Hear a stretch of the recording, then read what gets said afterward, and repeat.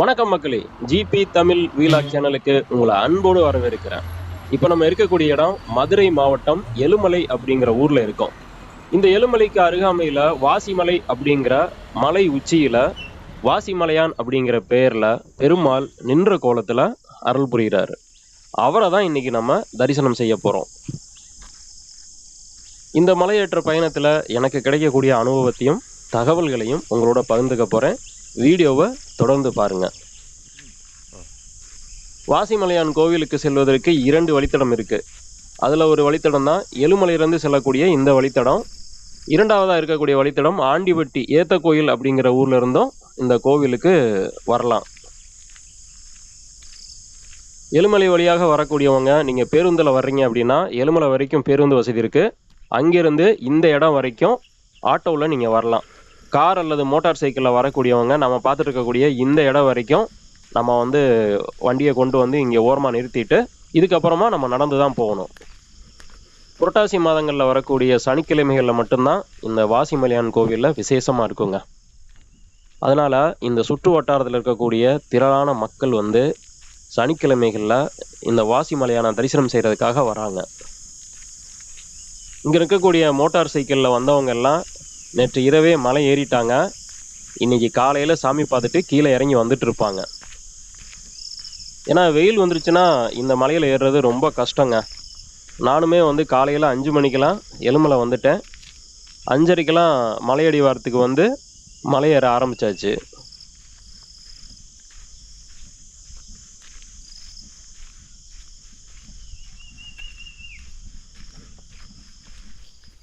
பாதை இந்த மாதிரி தான் இருக்கும்.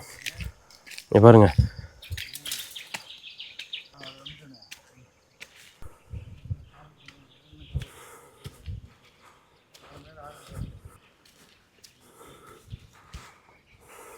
இந்த இடம் பழசுனைப்பாறை அப்படிங்கிற இடம்.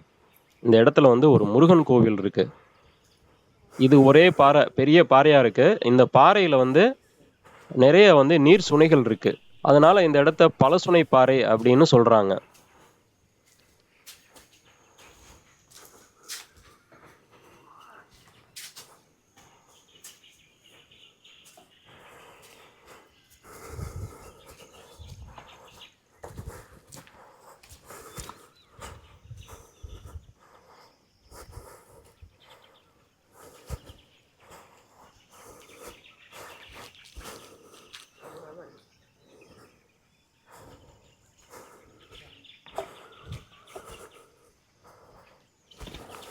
பழசுனைப்பாறையில் அருள் செய்யக்கூடிய முருகரை நீங்களும் தரிசனம் பண்ணிக்கோங்க.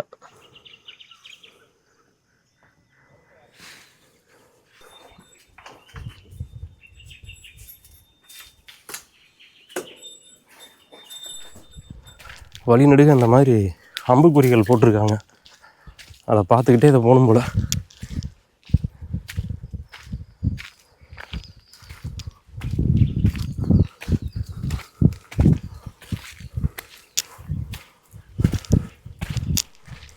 சதுரகிரியில் வாழைத்தோப்பு வழியாக செல்லக்கூடிய ஒரு பாதை இருக்குது. அந்த பாதையும் கிட்டத்தட்ட இந்த மாதிரி தான் இருக்கும். ஆனால் இந்த பாதை அதை விட கரடு முரடாக இருக்குது.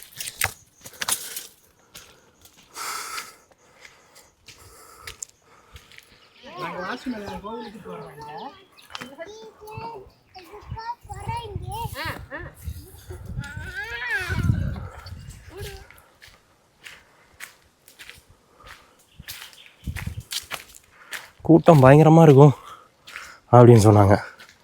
அந்தளவுக்குலாம் கூட்டம் இல்லை. எங்கேயோ ஒரு 1-2 பேர் தான் இருக்காங்க.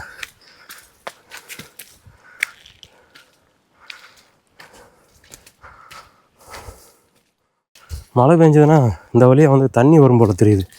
அதனால் மழைக்காலங்களெல்லாம் இந்த வழியிலலாம் வர முடியாது.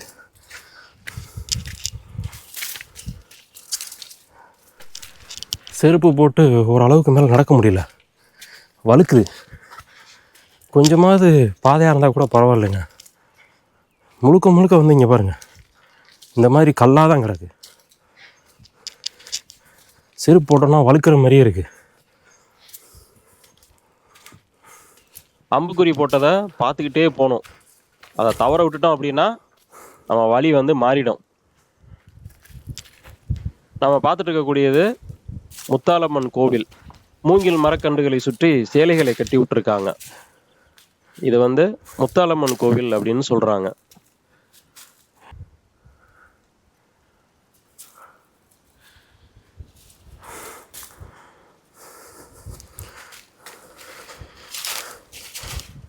இந்த மாதிரி மலை ஏறும்போது நமக்கு முன்னால் மலை ஏறிட்டு ஒரு சில பேர் கீழே இறங்கிட்டு இருப்பாங்க. அவங்கள பார்த்து பெரும்பாலான மக்கள் கேட்கக்கூடிய கேள்வி, இன்னும் எவ்வளோ தூரம் இருக்குது அப்படிங்கிற கேள்வி. என்னை கேட்டால் அந்த கேள்வி கேட்க வேணாம்னு நினைக்கிறேன்.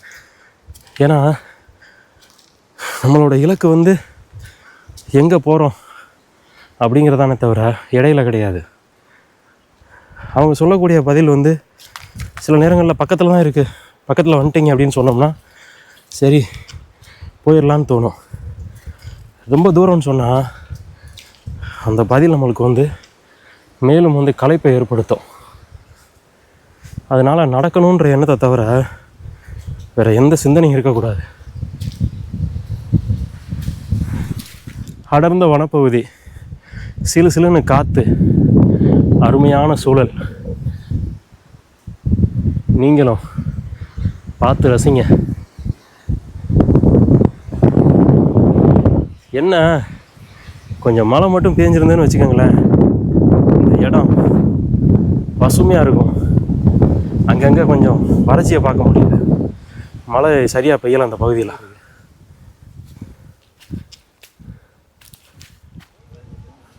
நமக்கு முன்பாக தெரியக்கூடிய அந்த பாறை வந்து கத்திக்கல் அல்லது கத்திப்பாறை அப்படின்னு சொல்றாங்க.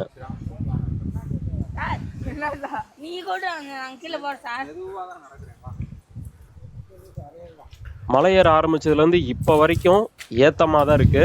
எந்த இடத்துலயுமே சமதளத்தை இன்னும் பார்க்கல. இந்த பசங்கள்லாம் நேற்று இரவு மலையேறி சாமி தரிசனம் முடிச்சுட்டு கீழே இறங்கி வந்துட்டு இருக்காங்க.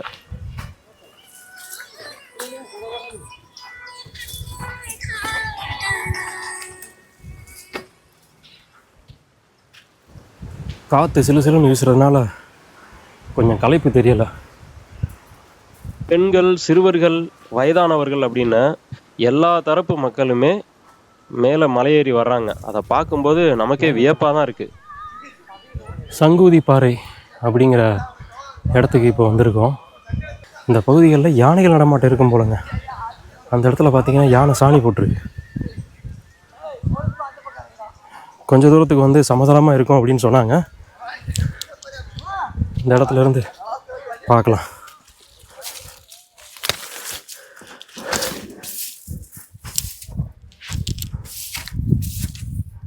நாம் பார்த்துட்டு இருக்கக்கூடிய இந்த இடத்தோட பேர் சங்கூதி பாறை.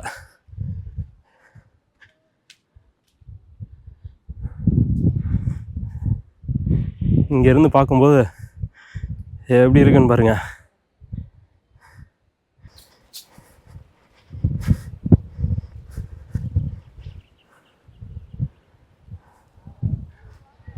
நம்ம பார்த்துட்டு இருக்கக்கூடியது மேற்கு தொடர்ச்சி மலையினுடைய சங்கிலி தொடர்.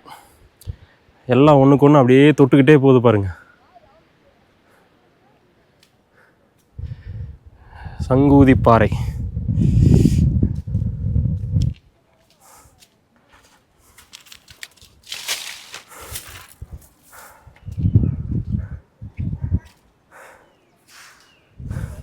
மேலே ஏறக்கூடியவங்களும் கீழே இறங்கக்கூடியவங்களும் இந்த இடத்துல உட்காந்து ஓய்வு எடுத்துட்டு இருக்காங்க. சங்கூதி பாறை அப்படிங்கிற இடத்துல இருக்கக்கூடிய சிறு கோவில். சங்கூதி பாறையிலிருந்து கொஞ்சம் தூரத்துல தான் இந்த இடம் இருக்கு. இந்த இடத்துல மட்டும்தான் கொஞ்சம் சமதளத்தை பார்க்க முடியுது. அதுவுமே கொஞ்சம் தூரம் தான் இருக்கு.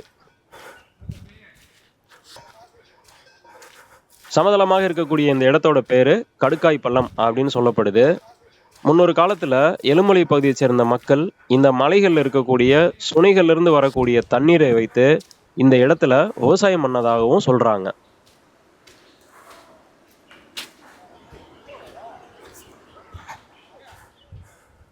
மேல நின்று பார்க்கும்போது இந்த கடுக்காய் பள்ளம் அப்படிங்கிற இடம் எப்படி இருக்குன்னு பாருங்க.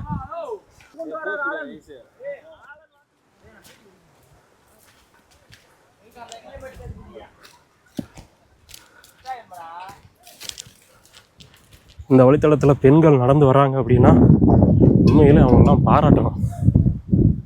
ஏன்னா ஆண்களே இந்த வழித்தடத்தில் மலை ஏறுறதுக்கு ரொம்ப சவாலாக தான் இருக்குது. அப்படின்றக்கப்போ அவங்கெல்லாம் இதில் மலை ஏறி வராங்கன்னா உண்மையிலே திறமை தான். கடுக்காய் பள்ளத்துக்கு அப்புறம் வழி பார்த்தோம்னா இந்த மாதிரி செங்குத்தான பாறையில தான் நம்ம ஏறி போகணும். எப்படி இருக்குன்னு பாருங்க. ஒரு சில இடங்கள்ல மட்டும் நம்ம பிடிச்சி ஏறி போறதுக்கு கம்பி போட்டிருக்காங்க. ஆனால் மழை மட்டும் இந்த ஏரியாவில் பேஞ்சிருந்ததுன்னா உண்மையிலே இந்த இடம் சொர்க்கம் தாங்க.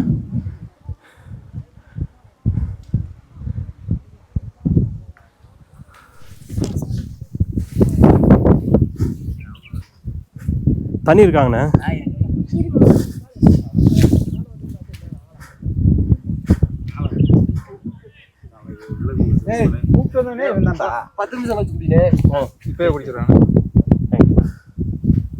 தண்ணி அழுக்கா இருக்கேன்.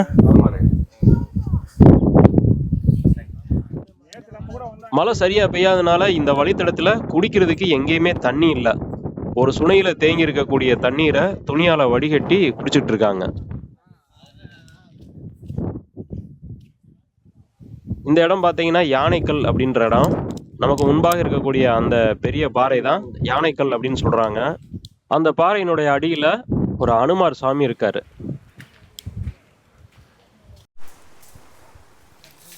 கோவிலுக்கு பக்கத்துல வந்தாச்சு.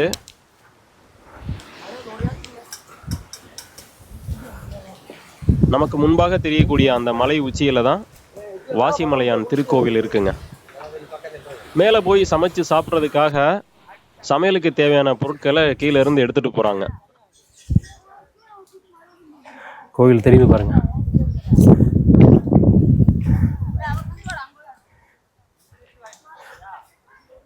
வாசிமலையான் பெருமாளை தரிசனம் செய்யறதுக்கு இன்னைக்கு தான் வாய்ப்பு கிடைச்சிருக்கு.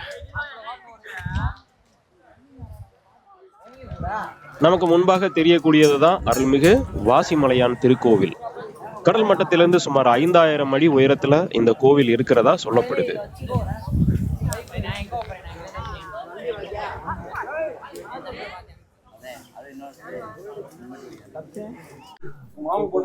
வாசிமலையில மும்மூர்த்திகளா நின்ற கோலத்துல அருள் செய்யக்கூடிய வாசிமலையான தான் நம்ம தரிசனம் பண்ணிட்டு இருக்கோம்.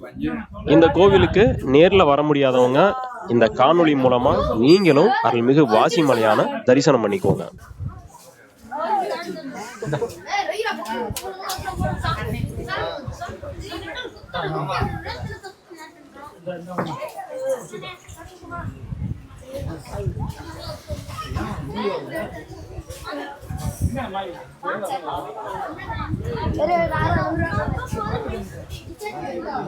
விநாயகர், சித்தர், முருகர், முனிவர், கன்னிமார் இவங்கெல்லாம் கன்னிமார் சாமியா? ஆமா.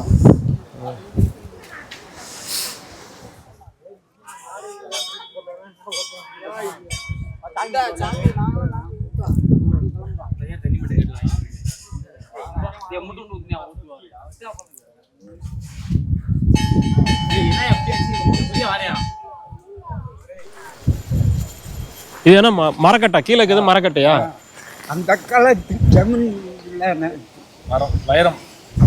வைரம். இந்த சாமியை நாங்கள் தான் கண்டுபிடிச்ச ஜமீனு பூரா மாடு. ஜமீனுக்கு மாடு நேற்று அந்த அந்த தெரியவர் அந்த இதில் அமர்ந்திருந்து தானாக கண்டை விட்டு போட்டு பால் குடிச்சு இங்கே வந்து தாய்மாடு வரவும் அப்போ கண்டு போட்டோம். செந்தரையா நம்ம மேடை அங்கே போகுது, அதை போய் என்னாந்து நாங்கள் பூரா போய் பார்த்து ஒன்று வெள்ளை வச்சு கூப்பிட்றோம். அப்போ வாயா அப்படின்னு கூப்பிட்டோம். கூப்பிடாதுன்னு அப்படியே வந்து சாமி எல்லாம் பெரிய. நீங்கள் தான் அந்த சாமியை பார்த்தீங்க? ஆமாம். 4 செந்தர் சாப்பிட்டு கண்டமனூர். இப்போ கண்டமனூர்காரர்களுக்கு தான் உரிமை இருக்குது. இந்த கோயில் வந்து கண்டமனூர்காரங்களுக்கு தான் உரிமை இருக்கு. நீங்க வந்து கண்டமனூரா? இல்லை, நாங்கள் ஆதிவாசி. நீங்க ஆதிவாசி? நீங்க சரி சரி சரி. ஆடி வாட்டிட்டு தான் கண்டது. இது சாமி வந்து கண்டவனுடைய இடையில இருக்குது. அவை கருப்பு லிங்கம் அவகல்ல அந்த செமிட்டாருக்கு சேரு. இந்த சேலை வந்து மருதமா எங்க மருதமா மருத மாவட்டம் இருக்குது இல்லை? ஆமா அது மருதங்க மதுரை மாவட்டம். தொட்டப்பள்ளி இதுதான் பெரிய செம்மி. இந்த மாவூத்து வேலைப்பர்னு ஒரு கோயில்ல உங்களை மாதிரி ஒரு ஆள் தான் பூசாரியா இருக்காங்க. அவங்களும் அவங்களும் அங்க நான் கோயிலுக்கு போயிருக்கேன். உங்களை மாதிரி ஆளுங்க தான் அங்கேயும் வந்து பூஜை பண்றாங்க. பூசாரி எல்லாமே நீங்களா தான் இருக்கீங்க. இங்க வீடு உங்க வீடெல்லாம் எங்க இருக்கு? அங்கிட்டு போய் அந்த அவர்கிட்ட மலை அடிவாரத்துல இருக்கா? மலைக்கு மேலே இருக்கா? அவர்கிட்ட கேட்டா அங்கிட்ட தெரியும். புறம் வெள்ளை கிட்ட பூரா வெள்ளை. வெள்ளிக்கிழமை இங்க வந்துடுவோம். வெள்ளிக்கிழமை இங்க வந்துடுவீங்க. சனிக்கிழமை ஆரம்பம் பூஜை பண்றது. சாயங்காலம் 4 மணிக்கு விளக்கு. ஆமா, நாங்கெல்லாம் அவங்க செய்ய மாட்டாங்க. நாங்க விறகு வச்சு இதே மாதிரி விறகு வச்சு அப்படியே ஏற்றி விளக்கு காட்டுறது. எல்லா மக்களும் இந்த ஏரியா புறம் தெரியும். எல்லா ஏரியா புரட்டாசி மாசம் சனிக்கிழமையில மட்டும்தான் ஆமா இங்க வருவீங்க. ஆமா, மத்த சனிக்கிழமையெல்லாம் வந்தாலும் பார்த்துட்டு சாமியை கும்பிட்டு போலாம். புரட்டாசி மாசம் 4 சனி மட்டும் விசேஷமா இருக்கும். சரி சரி. ஆமா, இல்ல மத்த நாள்லயும் ஏறி வரலாம்.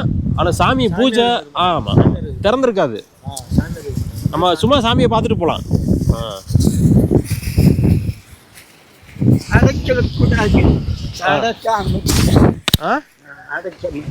சாமியை அடைக்க மாட்டீங்க.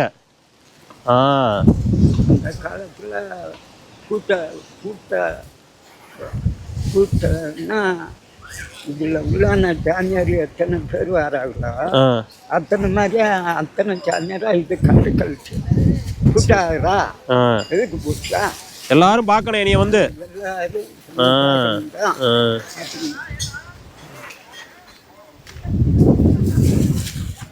புரட்டாசி மாத சனிக்கிழமைகளை தவிர மற்ற நாட்கள்லையும் நாம இந்த கோவிலுக்கு வரலாம், சாமி தரிசனம் செய்யலாம். கோவிலுடைய கருவறை கதவுகள் திறந்தே தான் இருக்குமாங்க. இங்க வந்து நம்ம மொட்டை போடணும்னாலும் போட்டுக்கலாம். முடி எடுக்கக்கூடியவங்க இங்க இருக்காங்க. மழை பெய்யாததுனால மேல இருக்கக்கூடிய சுனைகள்லாம் வறண்டு போய் கிடக்கு பாருங்க.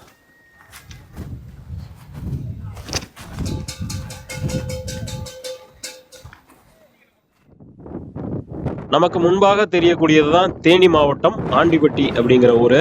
அதுக்கு முன்னால மலையடிவாரத்துல சின்னதா ஒரு ஊர் தெரியுது பாருங்க. அந்த ஊர் பேரு ஏத்த கோவில். அந்த ஊர்ல இருந்தும் இந்த கோவிலுக்கு நம்ம வரலாம். இந்த கோவிலுக்கு வரக்கூடிய மற்றும் ஒரு வழி இதுதான். இந்த வழியாகவும் அதிகமான மக்கள் வந்துட்டு இருக்காங்க. ஏழுமலையில இருந்து வரக்கூடிய வழித்தடத்தை காட்டிலும் இந்த தேனி ஆண்டிப்பட்டி ஏத்த கோவில் வழியா வரக்கூடிய வழி அந்த அளவுக்கு கடினமா இருக்காது அப்படின்னு சொல்றாங்க. இங்க இருந்து பார்க்கும்போது வைகை அணையினுடைய முழு அழகையும் நம்ம பார்த்து ரசிக்கலாம். முன்னால தெரியுது பாருங்க. கோவிலுக்கு பின்புறமாக 2 சுனைகள் இருக்கு. அந்த சுனைகளை பார்த்தோம்னா தண்ணி கிடக்கு. இந்த தண்ணியில தான் சமைக்கிறாங்க, குளிக்கிறாங்க, குடிக்கிறாங்க. தண்ணியும் பார்த்தீங்கன்னா அந்த அளவுக்கு சுத்தமாகவும் இல்லை, அழுக்காதான் கிடக்கு. மேலே வந்து இந்த இடத்த விட்டா வேற எந்த இடத்துலையுமே தண்ணி கிடையாதுங்க. அதுதான் ரொம்ப சிரமமா இருக்கு. இங்க பாருங்க தண்ணி எப்படி கிடக்குன்னு பாருங்க. சென்ற வருடம் புரட்டாசி மாதத்துல இங்க இருக்கக்கூடிய எல்லா சுனைகள்லயுமே தண்ணீர் இருந்ததாமா. அந்த அளவுக்கு மழை வந்து இருந்திருக்கு. இந்த வருடம் வந்து மழை வந்து சரியா இல்லாதனால எந்த இடத்துலயுமே தண்ணி இல்லை.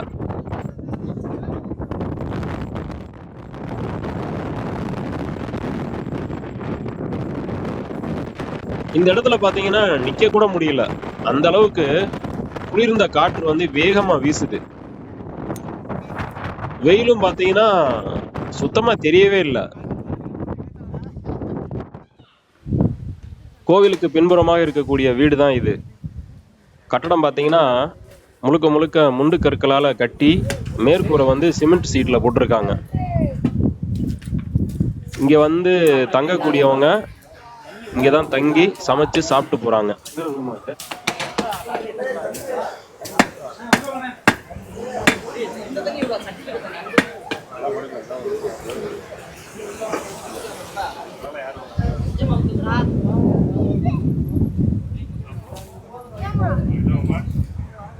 இந்த கட்டிடம் வந்து 1988ஆம் ஆண்டு கட்டப்பட்டதுன்னு இங்க கல்வெட்டு வச்சிருக்காங்க.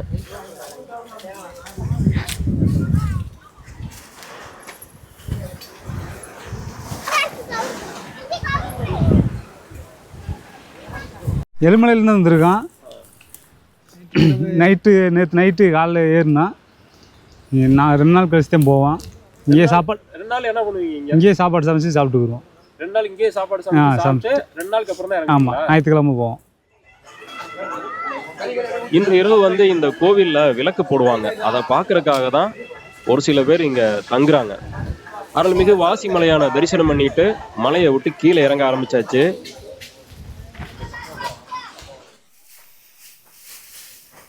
சரியா 11 மணிக்கு மலையை விட்டு கீழே இறங்க ஆரம்பிச்சாச்சு.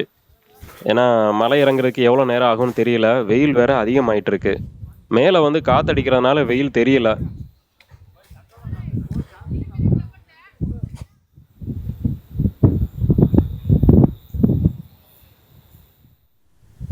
இந்த கோவிலுக்கு வரக்கூடியவங்க மலையேறதுக்கு முன்னாலேயே உங்களுக்கு தேவையான அளவு உணவையோ குடிநீரையோ கையோட எடுத்துட்டு வந்துருங்க.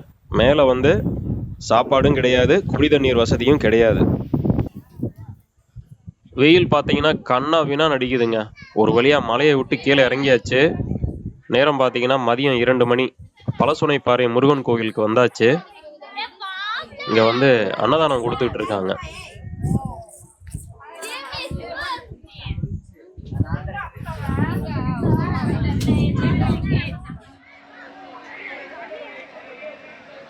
இப்போ நம்ம பார்க்கக்கூடிய இந்த கோவிலானது எலுமலை ஊருக்கு அருகாமையில் இருக்கக்கூடிய வாசிமலையான் கோவில்.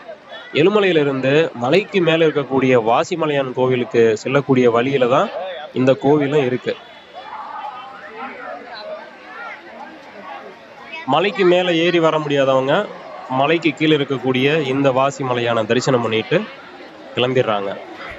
கோவிலுக்கு பக்கவாட்டில் செல்லக்கூடிய இந்த தார் சாலை தான் பழசுனைப்பாறை முருகன் கோவிலுக்கு செல்லக்கூடிய வழி. அங்கிருந்து தான் நம்ம மேலே இருக்கக்கூடிய வாசிமலையான் கோவிலுக்கு மலையேறணும். வாசிமலையான் கோவிலுக்கு போகணும்னு நினைக்கிறவங்களுக்கு இந்த வீடியோ பயனுள்ளதாக இருக்கும்னு நான் நம்புகிறேன். இந்த வீடியோ உங்களுக்கு பிடிச்சிருந்ததுன்னா இந்த வீடியோக்கு ஒரு லைக்கை போட்டுட்டு அப்படியே இந்த சேனலையும் சப்ஸ்கிரைப் பண்ணி வச்சுக்கோங்க. மீண்டும் அடுத்த வீடியோவில் உங்களை சந்திக்கிறேன். நன்றி.